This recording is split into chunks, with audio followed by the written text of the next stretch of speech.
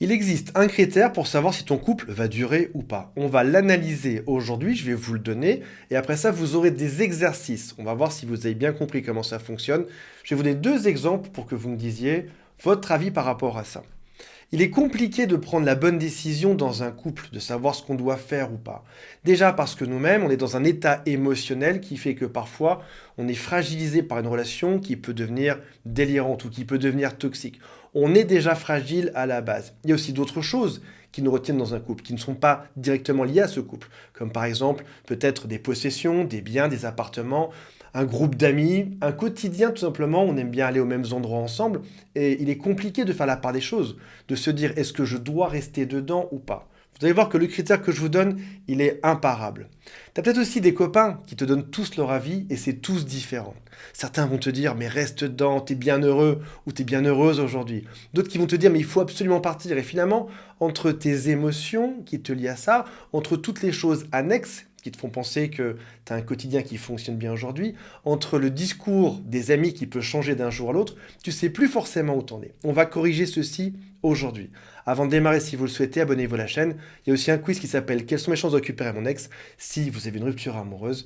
Et toute mon équipe qui vous attend, le lien est juste en dessous. Avant de passer au critère principal, voici un sous-critère qui s'appelle l'analyse de la phase de lune de miel. Quand on regarde des études dessus, au passage c'est compliqué de savoir mesurer pour un scientifique quelle est la bonne durée d'une phase de lune de miel, on se rend compte que si on fait une moyenne, c'est à peu près 6 mois. C'est un moment pendant lequel tout notre corps a une chimie incroyable. On dit que l'amour rend aveugle, la phase de lune de miel, clairement, nous rend complètement aveugles. On agit même différemment de comme on est d'habitude. On oublie nos copains, on est complètement heureux, survolté au quotidien. On a juste une envie, c'est d'aller toucher la main de la personne qu'on aime, le prendre dans nos bras. On ne se montre pas sous notre vrai jour, mais c'est pas intentionnel, c'est pas un mensonge. C'est juste que toute la chimie que notre cerveau nous envoie dans notre corps, des hormones de l'amour, font que on est clairement différent. Et au bout de 6 mois, la chimie reprend son cours dans ton corps. Tu redeviens une personne normale. Bien sûr que t'aimes l'autre, mais t'as plus ces grands élans d'amour pour l'autre. T'es juste devenu stable. Ça a fait un grand pic pendant la phase d'une ML, et là, ça se restabilise juste après. Là, tu montres ton vrai visage. Et au passage, t'as aussi le vrai visage de l'autre.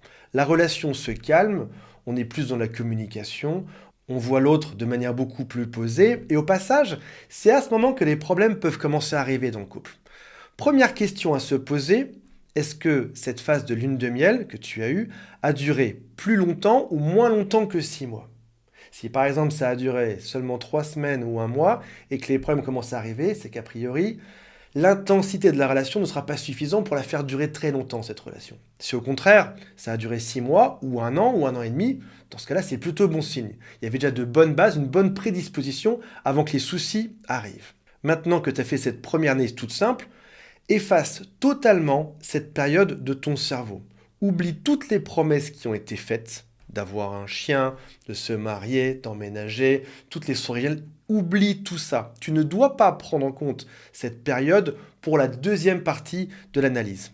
Oublie les rires, oublie le potentiel que tu as vécu pendant cette phase de lune de miel. Je sais que beaucoup de gens me disent oui, mais au tout début, il m'a fait tellement de promesses. Non, non, on oublie tout ça. On va maintenant analyser la seconde partie, qui est bien plus fiable pour savoir à qui on a affaire. Est-ce que pendant cette seconde partie de votre relation, donc après la phase de lune de miel, quand vous avez eu des problèmes, avez-vous eu la capacité de résoudre les problèmes? Qu'on se mette d'accord. Avoir des problèmes quand on vit à deux, c'est quelque chose d'inévitable. Vous n'êtes pas une seule et même personne, vous avez chacun vos expériences, vos envies, vos besoins, et quand on est différent, il y a forcément des moments où il y aura des frictions. Alors, je parle de problèmes, je ne parle pas de drame. On peut résoudre un problème sans en faire un drame, sans que ça explose, sans que ça crie. Est-ce que les problèmes se résolvent dans votre couple quand ils arrivent? Est-ce qu'ils sont traités au fur et à mesure?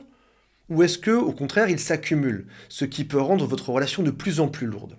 Il y a deux types de comportements qui font que un problème de couple ne se résout pas. Le premier, c'est le drame. Quand il y a le moindre problème, l'autre commence à crier.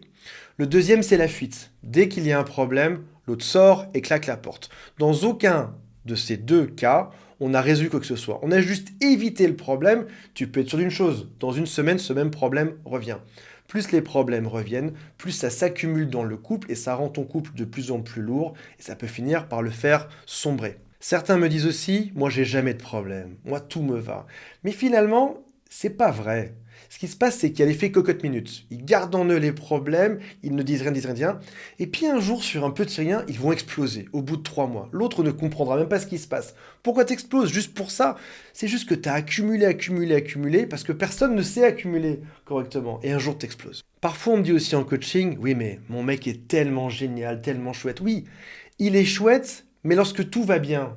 Parce que dès qu'il y a un problème, c'est l'enfer sur Terre. Il y a des gens qui sont chouettes que lorsque vraiment il n'y a aucun problème. Pour faire cet exercice, il faut regarder son couple de la manière la plus neutre possible, comme si vous étiez vu du ciel. Vous êtes dans un avion et vous observez de loin votre couple. Est-ce qu'on est capable de résoudre les problèmes? Est-ce qu'on est capable de les dire au fur et à mesure, à chaque fois qu'ils arrivent, pour pas les laisser s'accumuler et que ça finisse par exploser? Ou est-ce que finalement, on n'a jamais rien résolu dans ce couple et le seul moment où on est bon, c'est lorsqu'on part en vacances, c'est lorsqu'il n'y a vraiment aucun problème? Ce qui donne globalement deux types de couples, ceux qui n'arrivent pas à résoudre et les relations qui sont de plus en plus lourdes et qui sombrent, et ceux qui arrivent à résoudre, qui ont des relations qui sont stables ou même qui sont montantes. On progresse dans un couple. Je vous donne deux exemples et ça va être à vous de me dire ce que vous pensez de ces deux couples, sachant qu'on a vu deux critères pour analyser si un couple allait fonctionner ou pas. Tim rencontre Léa sur un site de rencontre. La phase de lune de miel dure 1 an. Ensuite, malheureusement, les disputes sont arrivées. Mais à chaque fois, ils arrivent à en parler et à en tirer du positif. Ils n'attendent pas des semaines pour en parler, au point d'exploser. À chaque petit problème, ils s'expriment. Est-ce que selon vous, ce couple a une chance d'avancer ou pas? Mettez-moi la réponse en commentaire. Deuxième exemple. Marc rencontre Ophélie. Leur lune de miel dure 3 mois. Malheureusement, Marc a souvent ses ex qui l'appellent, et ça commence à agacer un peu Ophélie. Elle confie ça à ses copines par SMS le soir. Je suis inquiet, Marc a encore reçu des messages de ses ex. J'ose pas regarder son téléphone, j'ose rien lui dire, mais ça m'inquiète quand même. Elle confie ceci à ses copines, elle est très inquiète.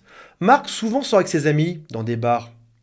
Elle sent qu'elle pourrait y aller, mais qu'elle n'est pas vraiment la bienvenue. Ça la stresse. Et du coup, souvent le week-end, elle lui fait des reproches, sur tout et n'importe quoi, sur ses chaussettes. Le vrai problème, c'est pas les chaussettes, c'est le fait qu'il y ait eu ses ex et le bar de la veille. Juste parce qu'elle lui en veut un peu, juste parce qu'elle est inquiète, elle explose de temps à autre. Mais elle essaye de prendre sur elle. Si vous avez bien suivi cette vidéo, la réponse devrait être évidente. Maintenant, voici un autre exemple qui est beaucoup moins évident. Quelle est votre situation dans votre couple? C'est facile à dire, vu de loin comme ça, mais dans ce qui vous concerne.